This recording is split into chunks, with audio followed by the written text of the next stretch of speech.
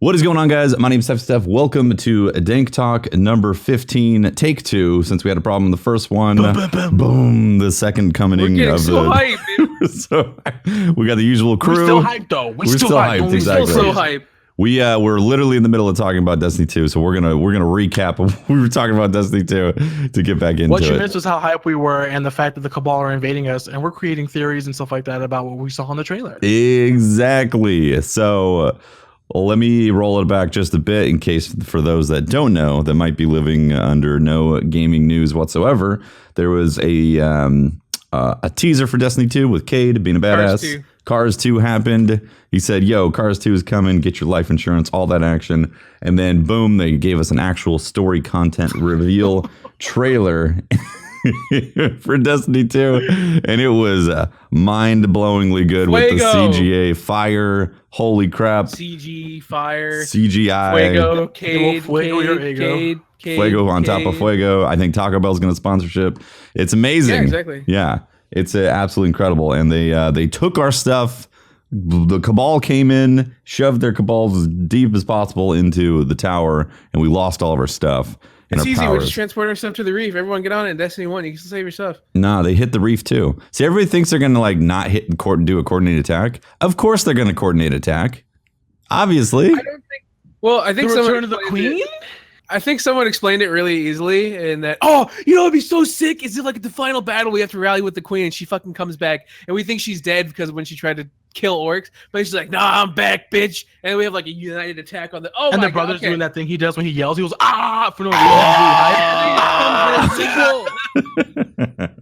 Okay, anyways, as I was saying about the tower and someone explained it in that I'm pretty sure that at the reef, there's like a transmat. So we're transmitting stuff from the tower to like the reef. So all our stuff is technically still stored in the tower. It's just we have what? I don't think so either. I think that's probably the. Oh wait, no, I see what you're saying. I see what you're saying. Yeah, no, it makes sense that the master copies are in the tower. Yeah, the master items are in the tower, and we have transmats to the reef and to Iron Temple. Yeah, but is what I'm saying. I agree. Yeah, that makes sense. So that's what I'm assuming, because I don't think they're just going to blow up the reef and magically find the Iron Temple as well. Yep. Wait, so everything's dead. So explain the whole transmat thing for people who are like myself.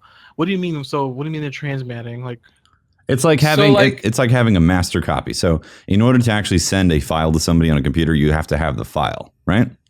And for some reason, you can't make stored copies of it for physical items. Let's just assume that, all right? So they have the master files, the master stored copies in the tower that can then transmit to the reef and, out of your inventory and all that crap. Wouldn't that require someone to actually do that? Like, hey, we're getting attacked. Someone do that really quick, but even though it was a sneak attack, they don't have enough time to do that's that? what we're saying. No, that's what we're saying is we would not have time to do that, which is why we don't have our stuff. Because sure, there might be guardians in the reef that have all their stuff, but all the actual stuff is in the tower. So think about it like this way. Someone gives you a Dropbox link to the file. Okay, you could download that file by going to the Dropbox link. If someone deletes that Dropbox link, well, then you can't download that file anymore. So pretty much like the link was destroyed and we didn't have time to get the... Well, yeah, like our gear has to be transmitted through that. Yeah. So it's like... So, I mean, our source area... I when you think about it, it would make no sense for us to store actual stuff at the reef and at Iron Temple, because those are technically could be considered war zones. You know what I mean? So, I mean, it makes more sense to be and have all our gear at the actual tower where we are the safest, which we are not anymore because the Cabal fucked us up. And the Cabal are extremely militant. They're extremely organized. They could easily infiltrate and be like, okay, this is where their weak spots are. We need to take out their transmit centers. And then, boom, that's the first strike, so they can't transmit. That is the first thing I thought about when... Do you remember that... was it for a subclass quest, or what was it for? It was for Galahorn. Uh-huh. It was for Galahorn or some exotic where the Fallen literally just walked up to the last city at one of the towers. Remember that? Yeah. That was the Galahorn. I was like, for real? Like, this doesn't seem very secure if the Fallen can just walk up to the walls of our city, like, high key. So true, man. So that's the first thing I thought about, and apparently the Cabal were like, you know what? That's right. Yeah. How the hell did the Fallen get that close? What the fuck? Why don't we do that? Cabal are like, all right, let's do this. So that's it. Yeah. So the Cabals, man, the Cabals are coming. They got the red faction.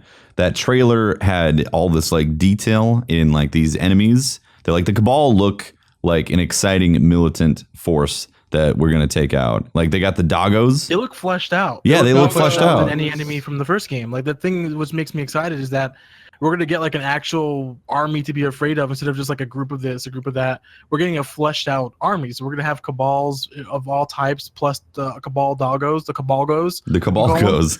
The Cabalgos. So that's exciting stuff. That's very exciting. That's one of the things we were talking about before the recording cut off is we're hoping that we get more fleshed out Cabal because we obviously have new types. We have the Cabal doggos, we have the dual wielding Cabal, we have different, like Tefty said, we had energy shields Cabals. Energy shield Cabal, So what was I saying? I was saying that for the longest time we've been fighting the Cabal on Mars and disrupting their stuff, and we ruined their Dreadnought plan. Yep. We were fighting against basically the army of the Cabals, and well, what Tefty said was this is the Red Guard. This is an elite group of Cabal who, I mean, and when you think about it, the Cabal's forces are gigantic and vast and bigger than the Vex and the Hive, according to some of the... Oh, yeah? Is that according to lore?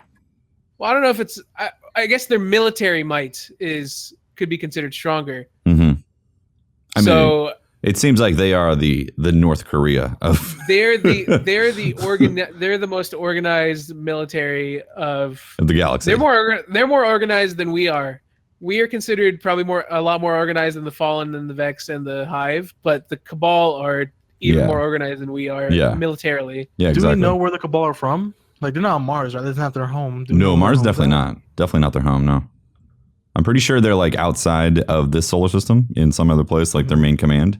And have we ever found out I think it's just, I think this isn't their, I think all we know is that this isn't their main. Yeah, it's not their main dig. Yeah, the Mars is just one of their many conquests. Exactly. Yeah. So I'm pretty sure they're sending the Red Guard, which is their elite faction, to go take care of problems that other Cabals have not been able to take care of. It makes it seem like the Red Guards are like they're the team they send out and they're intent to destroy a planet. Like, hey, we're gonna take over this planet. This is the team we send out to do exactly that. Yeah, exactly. So that sounds like an exciting premise because Destiny 1, they were like, dude, darkness, stranger, also kill this darkness. Wake up, kill this, fight these things. Kill this black blob. Also, there's these like garden statues that come to life. Wow, that was crazy, right? Wow, guys. So you guys agree with me? Was that pretty cool or what? The Vex are really evil. You just blew up this heart in 2 seconds and now the Vex are crippled. What? Oh. Yeah, exactly. Okay. Now we have this extremely like focused, concise. There's an antagonist. There's Gary. Yes. Gary wants to kill us. He took away our stuff.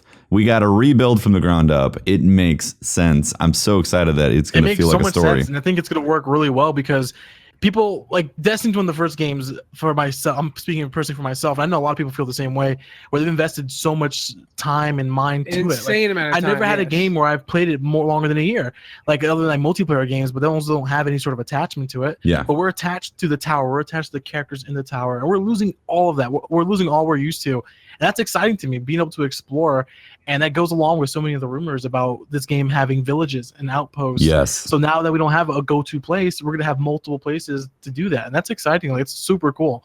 Yeah. To have more RPG in there. Possibility of more RPG in there, too. So I've got a theory, guys. I've been thinking about. I think that the base game of Destiny 2 is going to be mostly focused on Earth and not have... I want that. I thought the same thing. When I was watching it, I was like, I hope this takes place mostly on Earth. So I think that places like Mars, Venus, the moon and all that, I think those are going to be expansion locked away type of like major areas.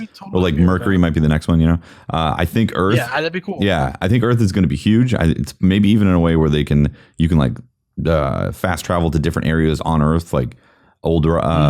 That'd be cool because Earth is very diverse. When Chicago, you think about it. Yeah, exactly. Like, it's exciting. Like, I go with it. Like, I would go with that and run with it because it makes so much sense. We're like, think about it. We lost everything. How can we just get a ship tomorrow and fly away? We can't do that. We lost our hangar. We lost all of our ships, technically.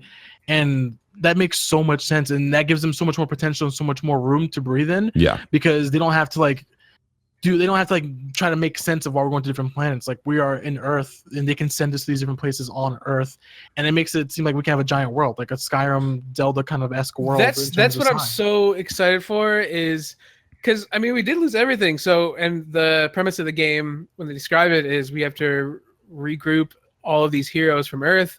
And where do you think these heroes are going to be? Well, chances are a lot of them are going to be scattered across Earth. So like they're just going to suddenly fly them because I mean realistically Earth really doesn't seem that bad when you compare it to Mars or Venus or any of the others where the Vex are like hanging around or you already have these Cabal armies already chilling on Mars. Earth is full of Fallen, and we've kind of dumped on the Fallen. Like we've kind of dumped on the Fallen for a really long time. Like they are our least threatening enemy. So I wouldn't be surprised if we spend a majority of the game on Earth. It makes so much sense. The Cabal take over Earth, and now it's like we have to fight for our planet. This is our planet. So it's like, why would we just constantly leave it and be like, all right, well, we're going to go check out what's on Venus to make sure we can protect this. Yeah, exactly. It makes too much sense. I go with it, Tefty. Like I've been thinking the same thing. I would actually love if Destiny 2 took place at least the vanilla game. I want the vanilla to take place all on Earth. I mostly hope for it because I mostly hope that we get a really vast open world that is actually explorable. Yep. Actual patrols. Give us actual side quests. Take away patrols. Give us a world we can explore, find stuff, have world bosses like Borderlands 2. Let's do it. Also, like living side quests, you know, like so we have these patrols and we have these public events that show up. What if there was actually public side quests that show up during different times of the week that can respawn and have different variations? That's what we had all expected when we got this Destiny 2. We thought we were gonna, or for the first Destiny, we thought we were gonna be exploring. We thought we were gonna go to the old cities where, you know, these cities have fallen, and we've spent all these years not exploring them. It's like, well, now we got to go back and find some loot, but we never really got that. Yeah, exactly. So I'm hoping we get that in Destiny 2. I assume that we are still gonna, because they do advertise it a lot in the description of the game that you're gonna have to go to other planets to find these heroes. But it's like, well, I still hope that Earth is the main area that we have to explore for most of the game, and that we eventually explore the other planets to. Yeah, so here's how I think they would do that. So in the base game, we go through the steps. We have to go, like it looked like in the trailer that there's possibly going to be like a Hunter, Titan, Warlock type of storyline that you start out with and have to regain your troops, you know, or regain the morale of the people. You do that. That's like step 1. Regain the people's trust. Step 2, you know, reconnect with the Vanguard. Then step 3, do some crazy stuff on or like push back the Red Guard, you know, because the Red Guards are trying to like pump you. And then after you do that or get close to doing that, maybe you reset up transmat lines with your ship or something, or find a ship. And then also, sorry, I'll come back to the also. You get your ship, and then you can actually go to a few other places, but I don't think they're going to make you explore, say, Mars, Venus, or anything like that. I think it might just be a couple quests where you have to go like to that. Taken King. Yeah. Like Taken King had you on Mars, like a specific exactly. Part of Mars. Yeah. Or the moon or something. Yeah. Phoebus or Phobos or whatever. Or we might just get smaller versions of open worlds, kind of like how. But that's what I don't want, though. That's what I don't want. Like I want them to make. I want small worlds. Yeah, I want them to make a massive Earth and then a few quests on these other planets, so we know that those are coming. So, well, I guess I'm being optimistic. I guess I'm being optimistic because I want a massive Earth, but I also want smaller open worlds on Mars and Venus and them at the very least, you know? Yeah. Because it'd still be cool to have, because like Mass Effect does it already. Mass Effect already has these where you can go to other planets, you can explore them essentially. I mean, albeit in the new Mass Effect, the exploration is really kind of lackluster, but you know, I mean, if we could have at least one insanely dope exploration world on Earth, then I would be satisfied. But I don't want it to be half-assed where we just visit Mars and Venus. I want it to be hashed out. I want it to be like a live world. I want all of it to be hashed out is my thing. I want it to be all focused. I want to like see things and hey, we need to make new armor. So you see how on the promotional stuff they have leather? Now we have to kill living things and take their hide, and we have to actually start do some crafting from scratch and combine our technology and stuff like that. That'd be so cool to me. I'd love a legit crafting system. I want crafting too. Who doesn't want crafting? I want crafting. We all want crafting. We all want crafting. We all yell for crafting. Yay! I want crafting. Did you notice did you guys? I'm not sure. Maybe I'm thinking too much into it, but do you think there's some sort of feud with Cade and Zavala? Like, did they both have sides? Or do you think they're just in two different positions, like two different places at once? I think they're just in two different positions. To be honest, I don't think they're gonna have like a civil war because that doesn't really make sense. Honestly, because at the end of the day, Cade is still a Vanguard, and you see, Ikora is there with Cade, and it's not like Ikora is suddenly going to turn on maybe it's Zavala. a comedy effect. Cade's too, Cade, I think it was just a narrative, honestly. I don't think it's actually. He's too lazy to incite a civil war. Exactly, and at the end of the day, Cade wants what Ikora and Zavala want, albeit just in his own different way. Exactly. Yeah. Yeah. So I think, like, for me personally, reading into what they're giving us, like they're not showing any other planets. They're not showing even any other enemies. It seems like we can't read too hard into what we have so far. I mean, they've pretty much given us like the base of what it is, like the straightforwardness. Like we're fighting the Cabal. Yeah. The Cabal have taken over our place. It's hard to really guess what else is new. I know a lot of people are looking at old lore to kind of figure out what's going on, but it's like that's the beauty of Destiny 2 is the lore behind it, and what we explore and what we find could have absolutely nothing to do with Destiny 1. True. Besides the fact that we're finding old heroes, and I am really excited to see what happened to Rasputin. I think that's the most exciting thing for me, because like, what did Rasputin do during this? Because Rasputin's protocol is to defend humanity. So what did he do? I never thought about that. What? Maybe that's why he's DLC. They did have the Rasputin logo for DLC. Or why did he fail? Because clearly he failed, or not that he failed, but that all of us failed in defending the last city. Yeah, that's interesting. It's going to be really fascinating to find out what kind of information they give us about Rasputin, because technically he did fail if the city got destroyed, right? Exactly. Yep. Technically, his what he was meant to do didn't work. Yeah. That's interesting. And why didn't it work? Was there a reason? Or maybe is there a reason it didn't work? Not enough Vex milk. Oh my god! Yeah, you never know. What if maybe they can? I think that's such a good way to segue into it. Like he didn't work because the Vex are still doing what they're trying to do, and that leads up to like the next DLC or something. Who knows? Yeah, so that leads to year 2. So for those, or what if Rasputin is the villain and he wanted the Guardians gone because he didn't think the Guardians could protect humanity? So he let the Cabal come in there and kill us. No. The speaker's bad. Definitely not Rasputin. Okay. Go on to this, because I'm pretty sure I know exactly what theory you're going to talk about right now. Let me hear it. I haven't really been hearing too much. All right, hit me with that shit, Tefty. Okay. Well, I wasn't actually going to go any deep or anything like that. The speaker's bad. You don't see the speaker in the trailer. What if the speaker just suddenly like disappears, and then the Cabal show up, and then later on, boom, the speaker was in cahoots with the Cabal. The speaker was. What does the speaker have? Like all I know, the speaker was a Scion flare. Oh my god. Scoobs, we figured it out. Scoobs. What was his role in the first game? Because other than I don't remember much about him other than the fact he just gave us quests to do, but he didn't seem like he had any power. I mean, realistically, in the first game, he's a politician. he did absolutely nothing. He's a politician, guys. He's trying to organize and politicalize and all that crap in the tower. He probably cut some really shady political deal, and then the Cabals are coming. He gave them the codes to the Transmat place. Well, see, that's so if when I put behind the fact that the Fallen just walked up to the city, no problem. If we put it into perspective, I guess someone kind of went over a theory on Twitter that I thought was interesting. And what if the speaker basically sold us out? Because how come nobody has successfully infiltrated the city? But I mean, like kind of the Fallen. How come has no one successfully infiltrated the city? And then suddenly this one day, the Cabal are just like, hey, what's up? Even the people at the Vanguard, because when you look at the trailer, the Vanguard is totally taken off guard. They have no idea the Cabal are there. It happens when they're in the meeting. Yep, exactly. So how did that happen? How are they just totally off guard and have no? Because even when the Fallen got really close to the city, there was an alert. It was like, oh, the Fallen are here. Like, oh shit, get ready. Mm-hmm. You have like this much time till the Fallen come by. But with the Cabal, it was like the Vanguard are in a meeting. Like they get caught off guard. They get blown up. They're like, oh shit, what the fuck are the Cabal doing here? And then boom, now our city's gone, like just like that. Melted. So how does that happen so quickly without inside help? Exactly. Traitors. Do we know the time difference from now to that point? Like from Age of Triumphs to what's going on now? I'm sure we'll find out when the game comes out, but I mean they don't really there's no way to tell. Yep, there's no way to tell right now. Something else in terms of information that we get for the game specifically. So there's an expansion pass that they've announced, and it's going to have 2 expansions. The first one has an emblem of Osiris, Trials of Osiris, which is awesome. Fate of All Fools, year 3. Fate of All Fools, year 4. We could all assume that's probably when Trials is going to come back. The new Trials of Osiris is probably going to come back. Okay. I would not be surprised. Do you think Trials is going to come back with that, or do you think it's going to be Mercury? I do not think.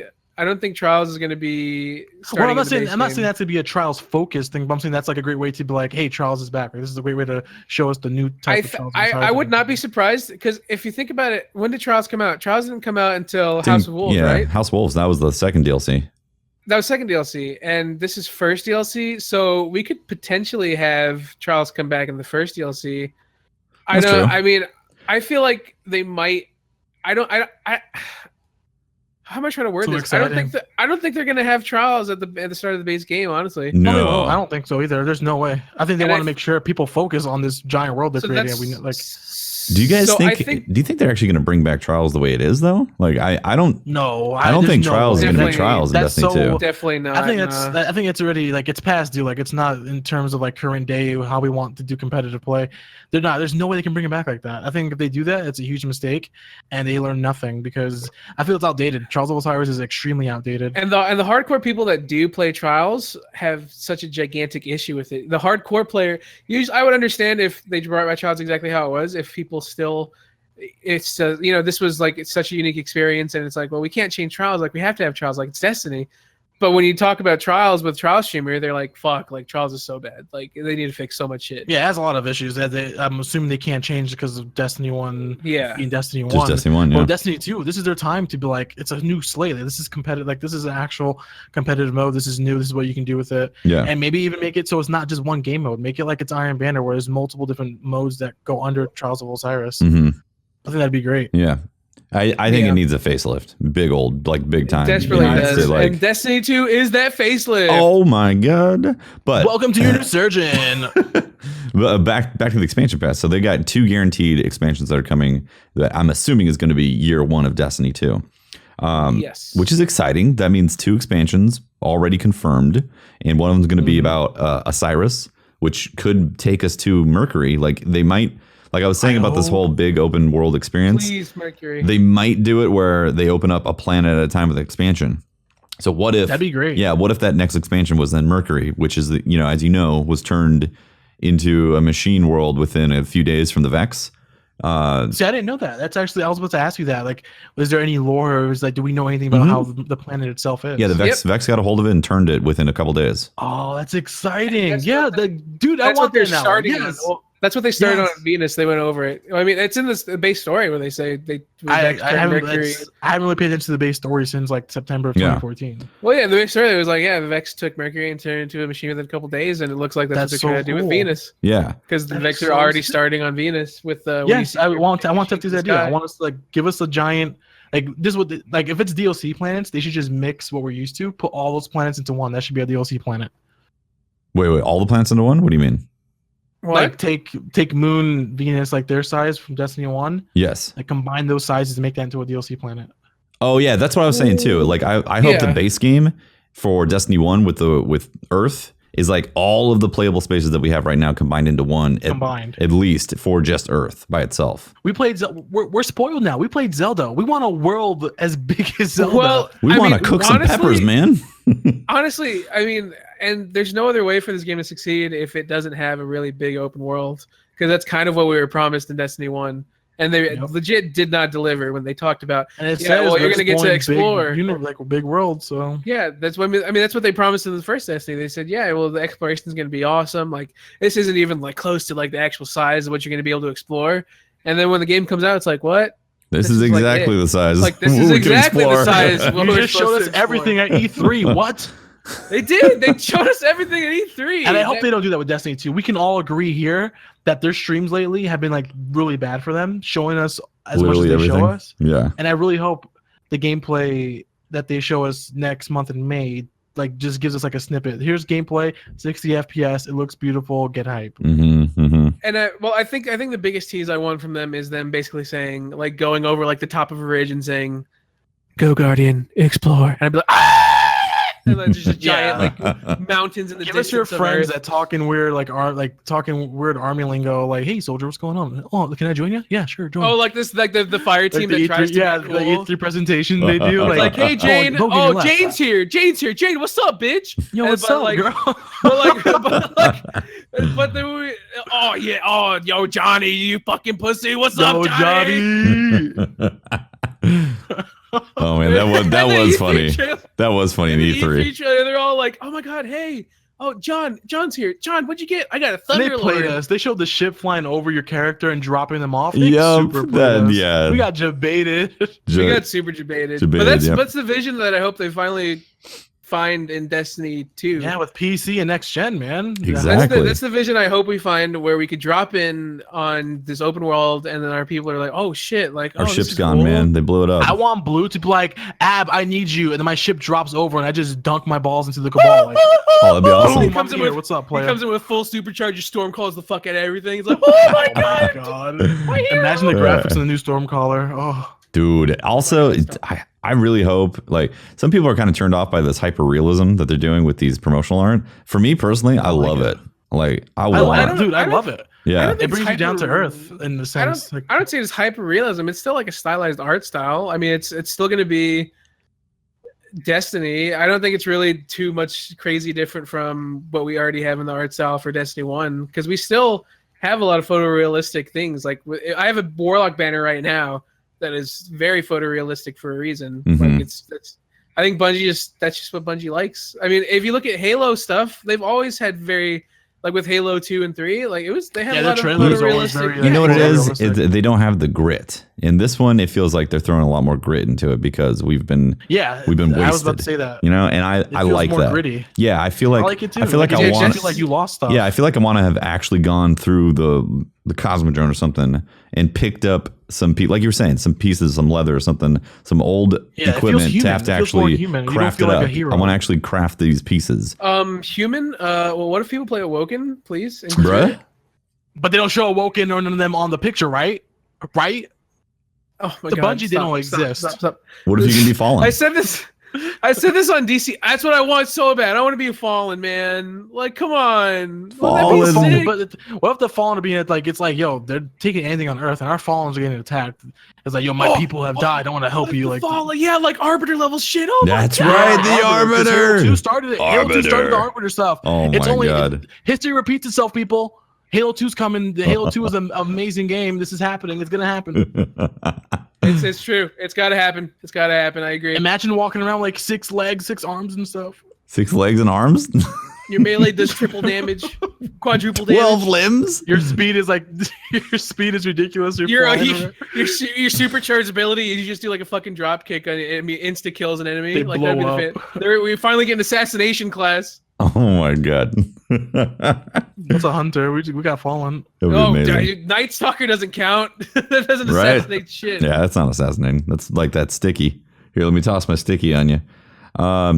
Guys, Destiny 2 is very exciting. Really looking forward to it. They gave us an absolute date, September 8th.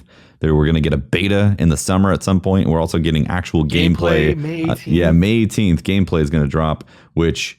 Fingers crossed they show it in 60 FPS on a console 60, also. Please, yes. Yeah, even if it's not on console, bless up because PC. Yes. Oh yeah. So what are you guys going to start with? They're going to leave it unlocked. Do you think they'll have it locked 60 FPS for better No, it will definitely be unlocked. I don't think there's how many AAA games have locked it, honestly. They got booed out of the PC community when they locked it and they have to like revert it, so I'm pretty sure they're aware that they can't do like lock a frame rate. Yeah, that would piss people off. Yeah, it would like really piss off a lot of people. What are you guys starting with in terms of platform? I'm gonna try. I think I'm gonna let I want both platforms, PC and PS4, but I want the beta to pretty much tell me which one I want. Which one I want to focus. I want to do PC, but it all depends on the beta. I'm gonna main PC, but I'm still gonna play both a lot because I'm really excited to main. I guess I could sag. I'm maining both, but I mean, at the end of the day, I know if the PC version is good, that I will main PC. Yeah. So once the keyboard feels good, if everything runs well, like everything's optimized, I'm definitely want to main PC, but have PS4 as my secondary / kind of main. So that's the thing. Like for me, I'm gonna wait and find out how the PC performance is. I'm probably gonna play it at launch on PS4 because of that. I don't want to have to deal with driver issues. I don't want to have to deal with frame rate issues. You know. Because I know on PS4, it's going to perform well because that's their flagship console. So if it performs bad on PS4 and people are going to be pissed. But honestly, Bungie has a really, really, really good track record of having really smooth launches, except for Rise of Iron. Ignore that. Yeah, it's PC though. The It's people who are another working platform. on the PC port, supposedly the people who are working on the PC port have done really well, like really good PC ports. So yeah, so I'm hopeful. I think Bungie knows what they're doing. I'm assuming because this is really their first go at an official PC launch. That's not like No, Halo's been on there too.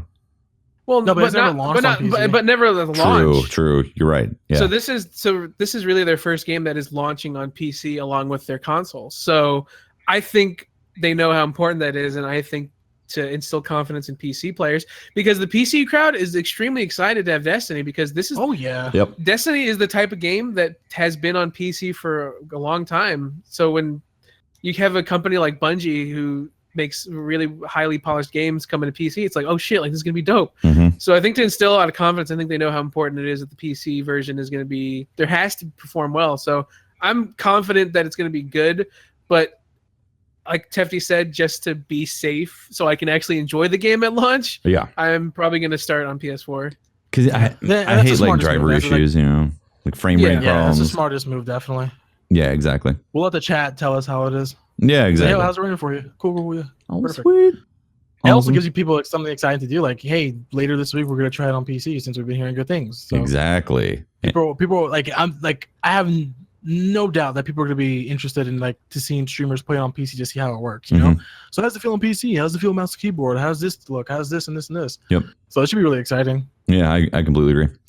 So there's not just Destiny 2 talk going on in the world of Destiny right now. Destiny also dropped Age of Triumph last Tuesday, basically almost a week ago. So much fun with Age of Triumph, honestly. It's amazing, right? Same. What a wonderful patch. I'm like so surprised because I was really reluctant. I was like, we'll see how it is. Like I've done a lot in Destiny.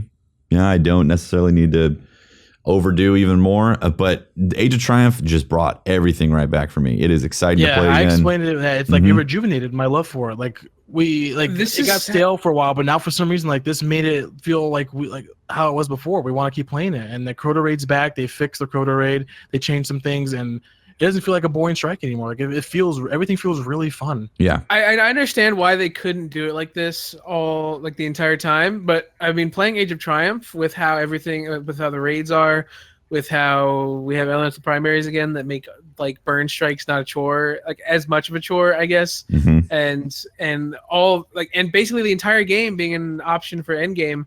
I just genuinely feels like this feels like the game that we should have had the whole time, honestly. Because I think Age of Triumph right now at this point is probably the best Destiny's ever been. It's in a really good spot. Yeah, it is. Bungie is so smart. They're like Age of Triumphs, boom, Destiny 2. Oh yeah, like the way they did it was so perfect. Talk about unexpected on that. Like I expected to see Destiny 2 information a month later, not immediately. That was crazy. That they did just right on the hype train, boy. Destiny 2 got us excited even more for just the Destiny 1 itself. Exactly. Like as soon as the trailer popped, the trailer dropped, and I wanted to play Destiny 1. I was like, I gotta play it. I'm excited. Same here. It's like some people are like, well, why would they show Destiny 2? And like, why are you gonna even like pick up Destiny 1 if you're gonna know that Destiny 2 is coming? It's like, well, you want Destiny 2, so the closest thing to that is to play Destiny 1. And now you can go get all these new exotics that are from the raids that you've played before, and they're fun. They changed mechanics. Let's go over the Crota's End raid, guys. So Crota's End's so good. They made changes. They made it a better experience. Kicking things off with the bridge. You get 5 people across. Oh my god! Sword party. Dude, I call it the Power Ranger segment. Everyone's morphin time. It's the morphin time segment. Like everyone grabs a sword and just goes crazy. That's the best thing they could have done with that part. It really is. Oh, it's so good. It gives you a big incentive to actually complete it too. Because a lot of people cheese that in year 1. There's a lot of people who are like, I never even did it legit. Now, if you don't do it legit, you don't get the fun, the party. Yeah, if you don't do it legit, like I don't want to play with you because I want to use swords. I want us to all get excited, and it's cool that you don't have to have all 6 people, just 5. You get 5 people across, and the 6th person comes across and has a good time. And it's party time. Yeah, it's really great. So they changed that. It's much more enjoyable to complete that scenario. They added an exotic to the chest at the end of the hall on that one when you get through the thrall way. And then wait, you said the thrall part? Yeah, after in the beginning, they also added an exotic chest at the beginning. Oh, that's right. Yeah, they put the exotic chest back right there. It's in a different spot. I haven't actually been to it yet, right? Yeah, it's more challenging to get to. It's one of those things that you have to sacrifice a little bit of your speed for it, because to get up there, you have to like jump over. You have to jump on top of each other and stuff. Yeah, which again, I mean, for me, I don't really want to go pick up exotic chests anymore. Yeah, we don't. It's not needed. You guys don't need it. You're gonna get exotics left and right now with Destiny 1. Well, and also it's like already have all of it. I already have like 100 shards in the vault. You know, it doesn't really matter. So there's that. There's Iriot. The Iriot challenge is fantastic. Like it's so fun, right? It's actually really, really, really, really. It's not even a challenge. Like I honestly feel like that's the most fun way to do it. Yeah. Well, it's definitely a challenge because some teams, you know, like you have to be coordinated. You need all 6 people ready to go to attack it, to kill everything, do the right phases and all that, and you get rewarded. You get the challenge mode complete. It's so cool. Really happy with they did that. A lot. Yeah. Like there was like, how can we do this? We all expected like really basic things based off of what we've seen so far, but because of the Crota raid and how they handle the challenges for like you alone makes me excited for Vault of Glass. Like I cannot wait to see what kind of challenges we have. Oh, it's gonna be awesome. Well, and we've already seen kind of what we have on Vault of Glass because people have gone into the 380 version of the raid. Before we talk about that. Well, I don't want to spoil it. Yeah, let's not spoil it. Well, no, I mean we should talk about Crota also. Before we talk about that. Crota. So Crota, he summons an Oversoul every time he stands up from taking damage. And so instead of getting an Oversoul when people die, it is only when he stands up from taking damage or when he's enraged, which I think is so much better. I mean, a lot of people were afraid. Brought the Chalice back. Yeah, they brought the Chalice back. Exactly. Yeah, that's a big one too. So they made it so if you are a sword bearer, you're not punished for horrible connections and Crota just immediately standing up and slamming you with a sword. Oh yeah, it was so time dependent, and honestly, the fact that he summons Oversouls after his damage phase that alone has made it a lot more enjoyable. I thought when I heard that, because I looked at how to, I looked at when I was watching streams at work, I was like, oh fuck, he summons Oversouls that's going to be annoying. And then once we get into practice, it's like, no, this actually makes sword bearing 10 times better. Way better. Yep. And if you have somebody with Celestial Nighthawk, spec with Over the Horizon and Deadeye, then it's a one shot. Yeah, it's a one shot kill. So super easy to handle. I hadn't done sword bearing until Tefty let me last night, and I was like, right. Because I was so used to having the sword bear in year 1 when I did raid carries, I hated it so fucking much because the sword bearing was so specific. Like if you were like a millisecond off of doing the right thing, then it's like, oh well, you fucked up, and now everyone has to wipe. Yeah, and if you got greedy and he went for another swipe that ended up being immune, and then he stood up and was like, boom. Oh, it's a pain in the ass. Super pain in the ass. Now it's like you have all this free time, right? Yeah, I think the main thing that I hope does transfer into Destiny 2 is how they made this still pretty challenging, but not tedious, not like anal, I guess, if that's how you want to talk about it. Because I think especially I think Kingsfall suffered from that a lot. As much as Kingsfall is a fun raid, it's also like if everybody is not perfect, then you don't complete it, and that's not really fun. I think that's one of the reasons Vault of Glass is still the favorite for a majority of players. Is Vault of Glass is really challenging, and I still think it's one of the most challenging raids of all of them. I think next to Kingfall, it's second most challenging, but it's fun. Like it's not like if someone's here at the specific time and doesn't do this at the specific second and doesn't hit this thing at a specific time, or else all of us wipe. Yeah. Then you lose the raid. With Vault of Glass, it's like, oh well, if someone fucks up, if someone can work harder to make up for that person who's not there, and then you could still complete it. It's also a really fun environment to be in Vault of Glass. Yeah, it's like when mistakes are made, you could come back from it, and the team can rally up and complete it, and it just makes for a much more fun experience when you know that it doesn't feel so restricted. Yeah, that's why I like Vault of Glass more than probably any other raid, and that's probably also why I love Wrath of the Machine so much, is because we have this freedom on how to complete it. Whereas in Kingsfall, it's like, well, okay, well, here's the checklist. Check off that list. You've completed the raid. Yeah. Also, if you don't check this check mark right at the exact millisecond, then you fail. Yeah, it is interesting thing about that. I hope that they adjust Kingsfall somewhat. I don't think they are going to, but it would be nice if they did adjust it to be a little less specific like that, like having to make sure all those check marks are checked off. But I honestly don't know how they could, because it's so specific of a raid with the dance. Did they talk about? I think they only talked about adjusting the old raids to be more current. They didn't change King's Fall or Wrath of the Machine. They also said they didn't want to like really say much about it because they want to keep it, a discovery process for people, what the challenge modes and stuff like that is. But yeah, also, when it comes to it, we'll see it, I guess. Yeah, and also there's 3 challenge modes on King's Fall. I wonder if we're going to get all 3. And if you do get all 3, you could probably just do the first 2 and not worry about orcs and still get all of your exotic adepts. Yeah. Yeah. So Volglass is coming next week. This Tuesday, it's going to drop at reset. It will be the weekly featured raid. And I just want to come back to Age of Triumphs and talk about this again. This is so cool to have a weekly featured raid. This way you don't get, we could keep on doing Crota's End, and by the end of next week, it kind of be like, well, we could use a different raid. Well, we're going to have a different raid. We're going to do Vault of Glass next week. And then we're going to do... That's the coolest part about Age of Triumphs, is I know I have stuff to do for this game for a certain amount of weeks. And even when I don't have a certain amount of things to do, like even after the 4 weeks are up, I mean, I still know there's going to be more. You're not going to have the armor. Because, well, I'm probably not going to have all the armor. But the fact that we have 4 different raids to choose from every week, if someone wants to do Wrath of the Machine, it's like, oh hell yeah, like there's a reason to do Wrath of the Machine. Yep. Even right now, at this very second, there's a reason to do Wrath of the Machine. Yeah. Which is so cool. And once all the raids are out, it's like, well, you have 4 reasons to do raids this week. Exactly. Including the weekly featured raid. So it's I don't know, it's just the best feeling. This is a feeling I wanted from Destiny. Me too. It first came out. Yep. Yeah, you haven't completed your Crota Warlock set, go do Crota. It'll drop for you. Or, I mean, it has a chance of dropping. Did you guys find that the legendary drops were pretty rare? Yes, very rare. Yeah. Yep. Same here. I think I only got 2 legendary primaries. Yeah, I'm pretty sure I got like Abyss Defiant and Ward Hunger of Crota, and then I got, I think, 2 legendary primaries like you. Yeah, well, I got Hunger, and I also got Light of the Abyss, so I was pretty lucky in there.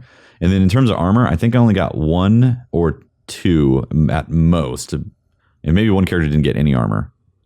Oh yeah, the Light of the Abyss is the fusion rifle, right? Mm-hmm. Yeah.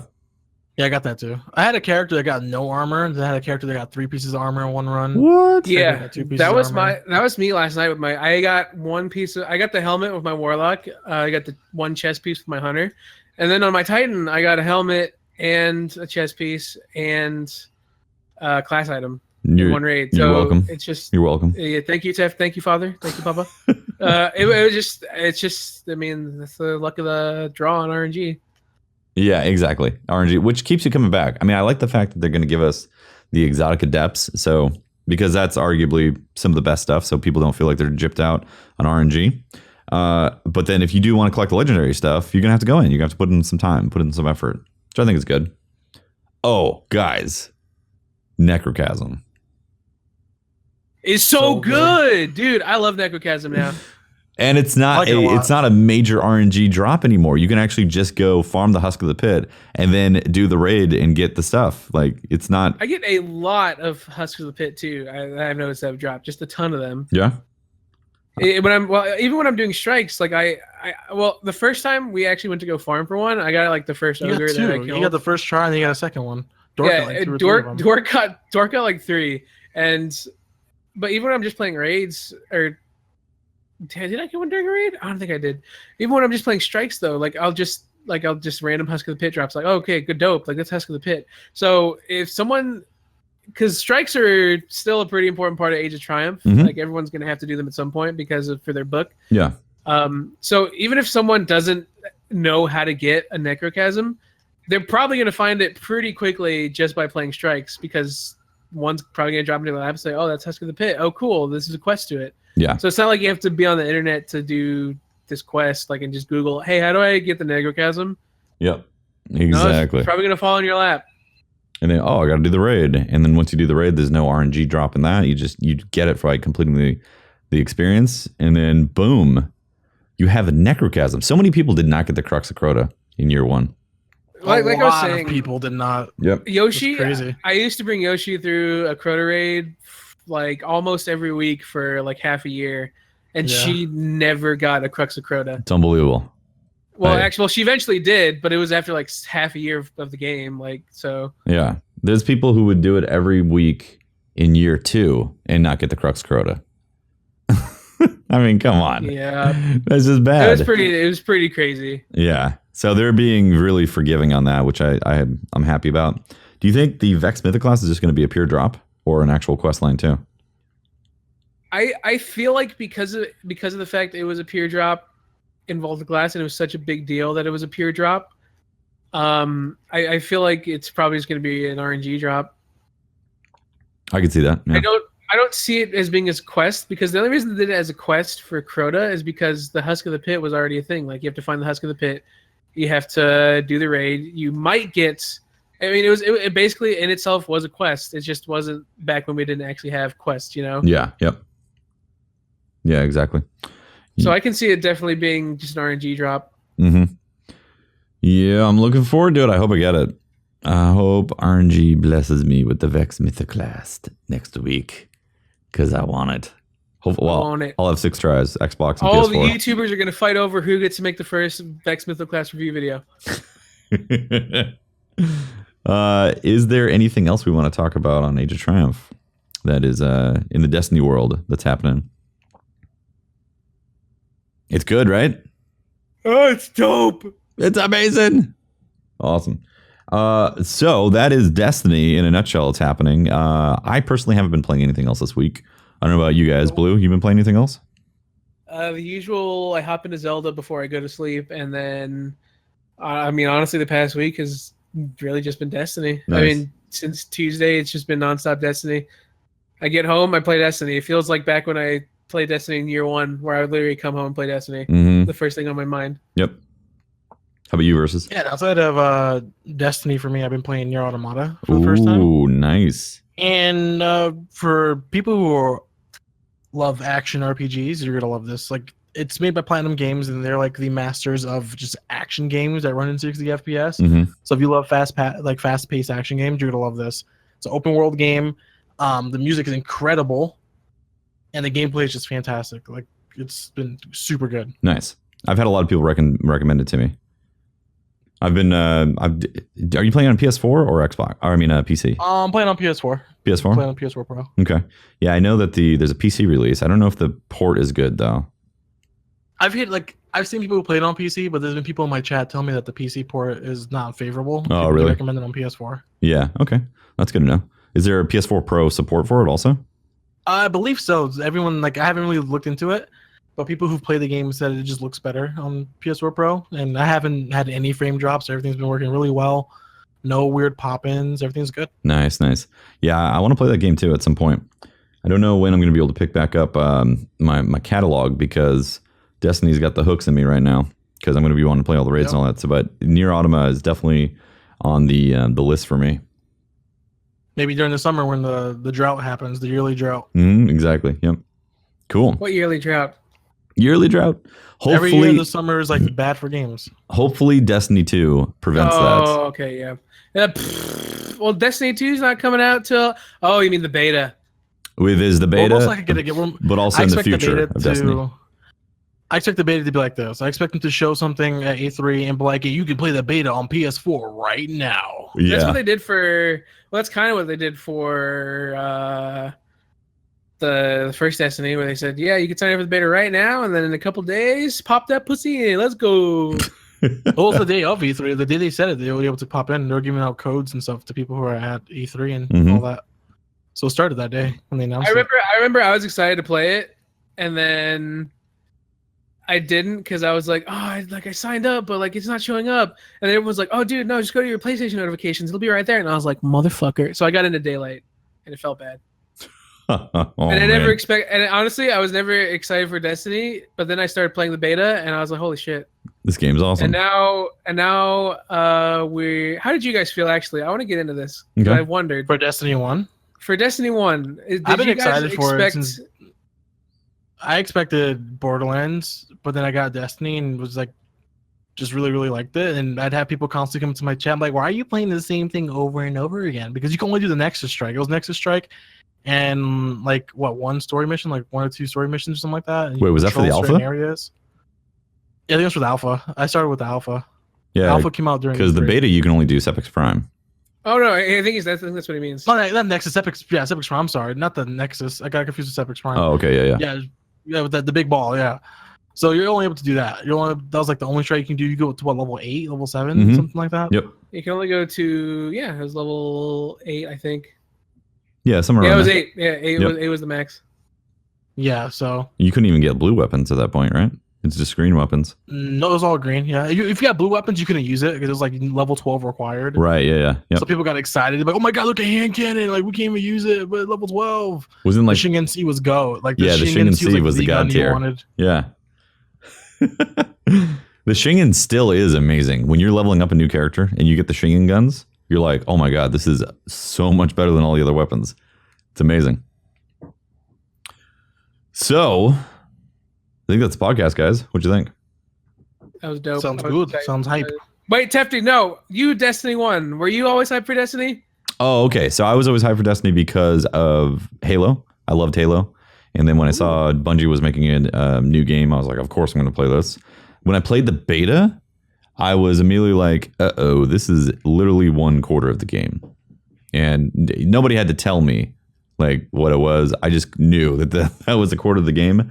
But I still plan on getting it because I loved what Bungie put out. I didn't even know about the raids or anything. And then when it did drop, and my buddy was also getting into it, and he was more social than I was in terms of online gaming. He had like already met a bunch of people and friends who were already gaming together in Destiny. And it took like a week. But after that week, then I was hooked like crazy. I was like, oh my God. So it didn't set in like day one for me. Did you know that you were going to be the content creator you are, both of you? I know Ab did because Ab was a streamer already. I was a streamer already. I had content. Like streamer perks, and I already had like, when Destiny 1 came out, I wasn't put into time slots to play it right at launch. So Bungie had me on the website and stuff like that. Nice, that's awesome. And so yeah, I was already excited for it. That's why they contacted me. Like people from Twitch was like, "Yo, we're working with Bungie. We know you're excited for it. Let's do it." And I was like, okay. That's cool. Yeah, that's really cool. Now, for me, I never even had considered being a content creator. And then my buddy told me about the loot cave, and I was like, really? And I was like, you know what? I'm going to do that. I'm going to make a video. I had actually dabbled in some videos before, because obviously, you know, it's fun to put stuff together, but never did I consider that Destiny was going to actually make me a real content creator. You know? Yeah. It's pretty wild, honestly. I wish I had been streaming before, honestly. That would have been awesome to be able to be streaming during like Destiny 1. Got into it sooner than later. Yeah. I mean, I really enjoy the streaming side, so it would have been cool to be streaming during those times when Destiny first came out. And also the Dark Below and all that, so. Nostalgia. Destiny 2's coming, though. Gonna be exciting. Destiny 2 coming. All right, guys. Thank you very much for listening to the podcast. Really appreciate it. My name is Teft. You can talk to me at Teft on Twitter.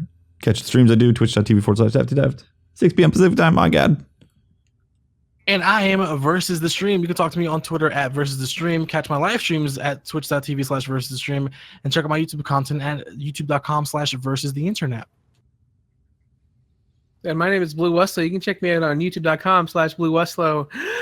Twitch.tv/BlueWestlo, where I never stream, and Twitter at BlueWestlo. Sweet.